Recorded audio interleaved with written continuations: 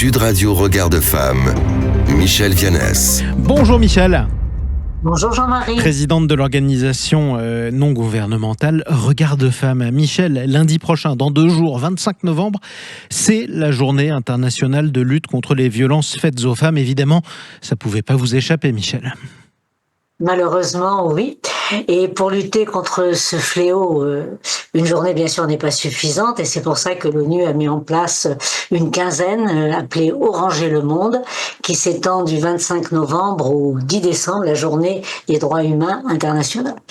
Et Regard de Femme lutte contre tout le continuum des violences, qu'elles soient économiques, psychiques, physiques et sexuelles, avec bien sûr le système prostitueur et la maternité de substitution, la GPA. Et tant qu'on peut s'approprier le corps des femmes, quelques minutes ou 9 mois, tant que des personnes trouvent naturel, normal, de payer pour abuser, pour exploiter sexuellement des femmes, que le corps des femmes est un objet marchand, c'est impossible d'éradiquer les violences envers les femmes et les filles. Et c'est pourquoi il faut vraiment attaquer le mal à la racine, renverser la table, ne plus tolérer l'intolérable, ne plus considérer les femmes comme des êtres de moins droit, ne plus agir pour les femmes, mais avec les femmes, présentes et décisionnelles dans tous les espaces et systèmes de prise de décision. Bon, alors attaquer le mal à la racine, ça paraît naturel, Michel, mais on commence par quoi concrètement ? Eh bien, on commence par les violences économiques. Et dans le continuum des violences qui est décrit par Regard de Femme, c'est la première. Et justement, les écarts de salaire à poste égal, au détriment des femmes, bien sûr. L'absence de femmes dans les postes de direction, cette présomption d'incompétence, tout ceci insinue que les femmes seraient moins capables que les hommes.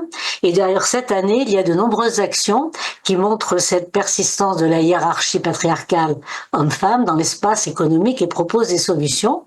Et pour ma part, je participerai à 2 d'entre elles. L'une après-demain, donc lundi, à l'invitation du président de la République à l'Élysée, le lancement de l'action initiée par Marlène Schiappa, le Next Women 40, c'est rendre visible 40 femmes pour être à la tête des entreprises du CAC 40, parce qu'elles sont légitimes et parce qu'elles sont crédibles pour occuper ces postes. Et cela permet entre autres de répondre à l'argutie qu'on entendait aussi pour la parité politique. Nous n'avons pas trouvé de femmes à nommer.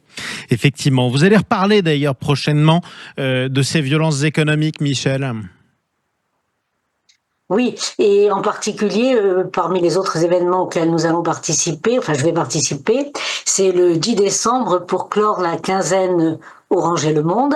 La députée Marie-Pierre Rixain organise à l'Assemblée nationale une rencontre rompre le cycle des violences économiques en présence du ministère de l'économie, Antoine Armand. Et cette parité professionnelle entre les femmes et les hommes, c'est pas seulement une question de justice sociale. Ce n'est pas la réparation gérée d'un gâchis lorsque des femmes de la tech ou des avocates abandonnent leur métier au bout de 3 ans face aux violences subies. C'est une question de droit humain fondamental. Eh bien, on y reviendra avec vous. Merci beaucoup, Michel Vianès. Je rappelle que vous êtes la présidente de l'ONG Regard de Femme. À bientôt. À bientôt.